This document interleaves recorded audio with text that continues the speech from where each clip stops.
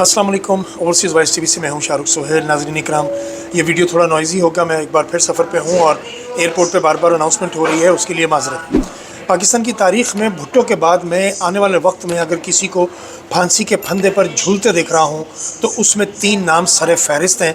वैसे तो ये फ़हरिस्त बहुत तवील है, लेकिन जो टॉप पर लोग हैं उनमें गद्दार पाकिस्तान सबसे बड़ा नवाज शरीफ, दूसरे नंबर पर शहबाज शरीफ और तीसरे नंबर पर मोहसिन नकवी है। अगर हालात साजगार हुए और वक्त ने पलटा खाया तो ये लोग आपको फांसी के फंदे पर नज़र आएंगे, इसलिए कि ये तमाम लोग आर्टिकल 6 के मुर्तकब हुए हैं। इनकी वजह से ही 24 नवंबर वाला सानिया हुआ है। डेथ चौक में जितनी भी अमवात हुई हैं, जिसमें अब तलत हुसैन जैसे मुनाफिक सहाफ़ी ने, इस मुतमईन बेगैरत ने भी इस बात की तस्दीक की है कि 116 के करीब लाशें उस तक ये इतला पहुँची है। अगर उस तक ये इतला है तो ये टोटल कितनी है, इसका अंदाज़ा आप ख़ुद कर सकते हैं। नवाज़ शरीफ के बारे में अब जो ख़बरें आ रही हैं वो बड़ी खौफनाक हैं, इसलिए कि नवाज़ शरीफ मरी में बैठ के, अच्छा ये इतना ऐश परस्त इंसान है, ये या तो लंदन की ठंडी फ़ज़ाओं में बैठना पसंद करता है और अगर पाकिस्तान में हो तो ये सिर्फ़ मरी में अपना वक्त गुजारना चाहता है। इसकी ज़हनी हालत आप यहीं से अंदाज़ा लगा सकते हैं कि ये आम जगहों पर या आम लोगों को समझता ही कुछ नहीं, अपने आप को अरबों के बादशाहों के बराबर समझता है। इसकी ज़हनी कैफियत वही बन चुकी है क्योंकि उसने लंबा अरसा अरब में गुजारा है और ये ख्वाब देखता है कि किसी तरीके से इसको पाकिस्तान का बादशाह बना दिया जाए। बादशाह बना तो दूर की बात, इसकी बड़ी इबरतनाक मौत होगी इंशाअल्लाह, आप देखिएगा, क्योंकि मुबैना तौर पर इस बात की इतला मिल रही है कि ये मरी में बैठकर इस पूरे ऑपरेशन को मॉनिटर कर रहा था और किसी ख़ास मुकाम पर छुप कर मरियम इसके साथ कनेक्टेड थी और मरियम इस सारे ऑपरेशन से के बारे में हदायत भी दे रही थी। मोहसिन नकवी उन सारी चीज़ों पर अमल पैरा था। मोहसिन नकवी के अहकामात पर IG इस्लामाबाद या वो DPO अटक या बाकी लोग, ये जितने लोग थे, ये इन्हीं के कहने पर फायरिंग कर रहे थे और इन्हीं के अहकामात पर फिर रेंजर्स ने भी निहत्ते लोगों पर फायरिंग की। जो लोग ये कह रहे हैं कि सिक्योरिटी एहलकारों पर पाकिस्तान तहरीक इंसाफ के लोगों ने हमला किया और एहलकार शहीद हुए, उसके बारे में सारे हक़ाइक़ खुल के सामने आ चुके हैं। बुग़्ज़ इमरान का मारा हुआ एक सहाफ़ी जिसका नाम एजाज़ सैयद है, आप बहुत अच्छी तरह जानते हैं कि वो इमरान मुखालिफ है, उसने इस बात की तस्दीक कर दी है कि हाशिम नामी एक मेंटली अपसेट बच्चा जो एबनॉर्मल है, वो गाड़ी लेके निकला और उस गाड़ी का कलर भी बता दिया गया, उसका नंबर भी बता दिया गया और उस बच्चे को उस घर से गिरफ़्तार भी किया गया। उस बच्चे की गाड़ी के नीचे आकर ये अफराद कुचले गए। नवाज शरीफ इस पूरे ऑपरेशन को मॉनिटर करता रहा, शहबाज शरीफ राब्ते में था, मोहसिन नकवी, ये सारे लोग राब्ते में थे और अलग अलग मुकामात पर बैठे इसलिए थे कि किसी एक जगह पर इनका इकट्ठे होना बनता नहीं था, ताकि ये सब लोग नज़र रख सकें। और अगर कहीं बलवा ज़्यादा हो गया या ये लोग क्राउड जो है ये अगर भारी पड़ गया इन पर, तो फिर ये लोग अपनी अपनी जानें बचा के निकल सकें। यही वो स्ट्रेटजी थी जिसके तहत ये लोग अलग अलग मुकामात पर बैठ के इस ऑपरेशन को मॉनिटर कर रहे थे। अब ये बातें खुलकर सामने आना शुरू हो चुकी हैं और दूसरी जानब इस बात का मौका इनको इसलिए मिला कि अली अमीन गंडापुर अगर पहले वाले एहतजाज से रास्ते में 12 अजला को पार करते हुए, मारगला की पहाड़ियों को उड़कर पार करते हुए अगर वो पार्लियामेंट में ना पहुंचते KPK में, तो आज ये नौबत आनी ही नहीं थी। मैं बार बार आपको एक बात का इजहार करता हूँ कि ये माफिया आपको थोड़ा थोड़ा मार्जिन दे के, थोड़ी थोड़ी स्पेस दे के वो आपका टेम्परेचर चेक करता था कि ये लोग आखिर कर क्या सकते हैं। आखिर पे जब इन्हें यकीन हो गया कि पंजाब और सिंध किसी सूरत बाहर नहीं निकलेंगे और ये लोग बुज़दिल हैं और ये मुनाफिक लोग हैं, ये कभी भी बाहर नहीं आएंगे, इनको अपने कारोबार, अपनी औलादें, अपनी ज़िंदगी बहुत अजीज़ है क्योंकि इन्होंने क़यामत तक जीना है और इनको यकीन है इस बात का कि ये लोग कभी नहीं मरेंगे। इसलिए जब उनको इस बात का यकीन हो गया कि ये लोग बाहर नहीं निकलेंगे तो उन्होंने अपना आखिरी हरबा इस्तेमाल कर लिया।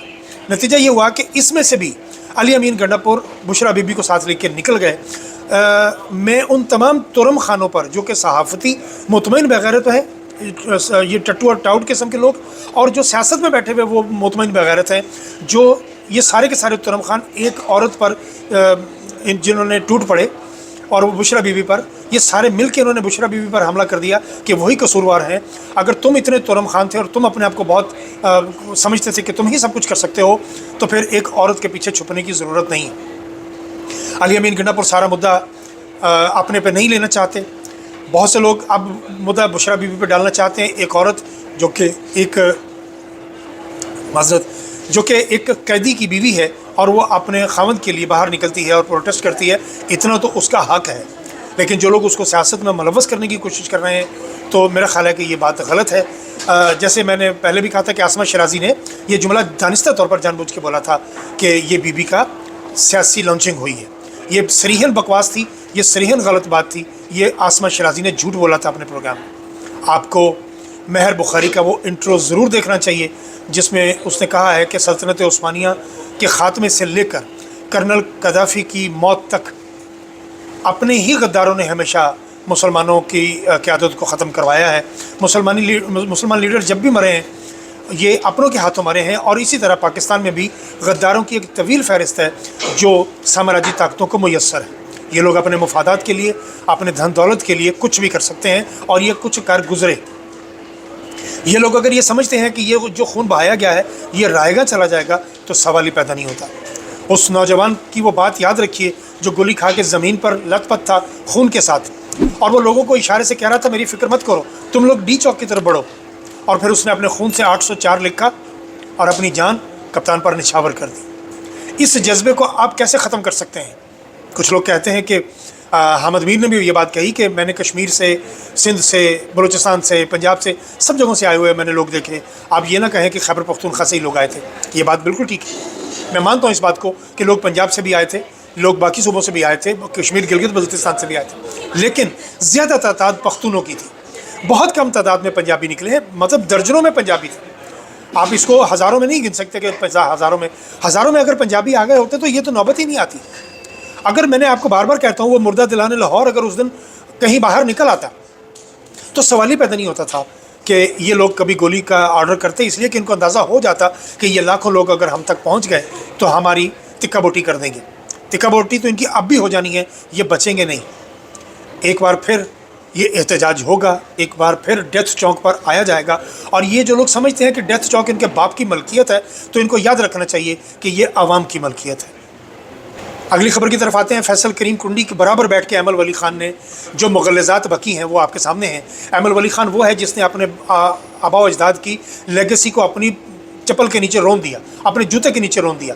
یہ 26ویں ترمیم سے پہلے چونکہ یہ اس وقت بلیک میل کر رہا تھا اور اس نے بڑی قیمت لینی تھی، اس کی وجہ سے اس وقت یہ بڑی غیرت والی باتیں کر رہا تھا، لیکن اس نے ثابت کیا کہ بعد میں کہ اس نے جو بے غیرتی پر فیصلہ کیا اور اس نے کہا کہ ووٹ تو ہمیں دینا پڑے گا، یہ بہت بڑی بے غیرتی کی تھی ایمل ولی خان نے۔ ایمل ولی خان نے ابھی بھی بیٹھ کے فیصل کریم کنڈی کے برابر میں کہا ہے کہ تحریک انصاف، میں تو بہت پہلے سے کہتا آ رہا ہوں کہ یہ گند ہے، اس کو ختم ہونا چاہیے، اس پارٹی پر بین لگنا چاہیے۔ یہ بات اس لیے کہہ رہا ہے یہ ایمل ولی خان کہ اس کو پتہ ہے کہ اگلی آنے والی 3-4 نسلوں تک عوامی نیشنل پارٹی کبھی حکومت نہیں بنا سکے گی پختونخوا میں۔ پورے کا پورا خیبر پختونخوا اب صرف عمران سے محبت کرنے والا ہے، عمران کو سے عشق کرنے والا ہے۔ عمران اب نام ہی عشق کا ہے۔ عمران خان پر جان نچھاور کرنے والے پختون اب اس ایمل ولی خان کی ڈرامے بازی میں کبھی نہیں آئیں گے۔ سب سے زیادہ منافقانہ کردار اس وقت پیپلز پارٹی کا ہے، اور اس سے بڑا منافقانہ کردار فضل الرحمان کا ہے۔ فضل الرحمان نے گوگلوں سے مٹی جھاڑ دی، یہ کیا کر کے کہ میں مذمت کرتا ہوں، گولی چلانے کی کیا ضرورت تھی؟ فضل الرحمان تمہیں اس وقت ببانگ دول یہ بیان دینا چاہیے تھا کہ اس کو بند کیا جائے ورنہ میں اپنے لوگ لے کے باہر سڑکوں پر آنے والا ہوں، اگر تمہیں اس بات، لیکن تم فضل الرحمان اندر سے بغلیں بجا رہا تھا، فضل الرحمان اندر سے خوش ہو رہا تھا کہ شکر ہے کہ پی ٹی آئی سے جان چھوٹ رہی ہے، لیکن جمع خاطر رکھیے پی ٹی آئی سے جان نہیں چھوٹتی۔ پی ٹی آئی اس ملک کی جماعت سب سے بڑی جماعت ہے، پی ٹی آئی جماعت رہے گی، اور آنے والے وقت میں عمران خان کو مار دینے کی تمام ترکیبیں سوچ لی گئی ہیں، یہ پوری کوشش کر رہے ہیں، لیکن میرا اپنے خدا پر ایمان بہت مضبوط ہے، میں جانتا ہوں کہ مارنے والے سے بچانے والا زیادہ تگڑا ہے، اور میرے پروردگار کو اگر اس کی موت اس طرح قبول ہوئی تو ممکن ہے وہ اس طرح مارا جائے، لیکن اگر عمران خان کی موت اس طرح نہیں آنی تو پھر ان کا باپ بھی عمران خان کو ہاتھ نہیں لگا سکتا۔ انہوں نے تمام تر حربے استعمال کر کے دیکھ لیے، ان کا کوئی حربہ، اصل میں یہ لوگ عمران خان کا مقابلہ کر ہی نہیں سکے، یہ سب شکست خوردہ لوگ ہیں۔ مافیا کا ایک اصول ہوتا ہے کہ یہ اپنے مخالف کو دبانے کی کوشش کرتا ہے، لیکن جب دیکھتا ہے کہ یہ نہیں دب رہا تو یہ مافیا مل کر پھر فیصلہ کرتا ہے کہ اب اس کو راستے سے ہٹا دیا جائے، لیکن یہ اتنا آسان نہیں ہے۔ عمران خان کو مار دینے کا مطلب اب سیدھا سیدھا سن 71 کی تاریخ دہرانا ہے اور پاکستان کو توڑنا ہے۔ عمران خان کے مر جانے کے بعد یہ پاکستان ٹوٹ جائے گا، یہ پاکستان بھی مر جائے گا، یہ بات ذہن میں رکھیے، اور اس بات کا ادراک ہے بہت سے لوگوں کو۔ مجھے حیرانی صرف اس بات کی ہے کہ بات صرف انا کی ہے، بات جنگ جو ہے یہ انا کی ہے۔ جس دن کسی کو یہ بات رات سوتے میں اس نے اگر خود احتسابی کر لی تو میرا خیال ہے کہ پاکستان اپنی ڈگر پر واپس آ جائے گا. لگ نہیں رہا اس بات کے لیے. میں آپ سے یہ اس بات کا اظہار کر رہا ہوں کہ میرا اپنے خدا پر ایمان ہے اور مجھے یقین ہے کہ اس نے اگر عمران خان سے کوئی کام لینا ہے تو ان کا باپ بھی عمران خان کو نقصان نہیں پہنچا سکتا. سفر پہ ہوں، باتیں تو بہت ہی کرنے والی، لیکن چلیے پھر بھی زیادہ ہو گیا. ابھی تک کے لیے اتنا ہی، باقی باتیں اگلے ولاگ.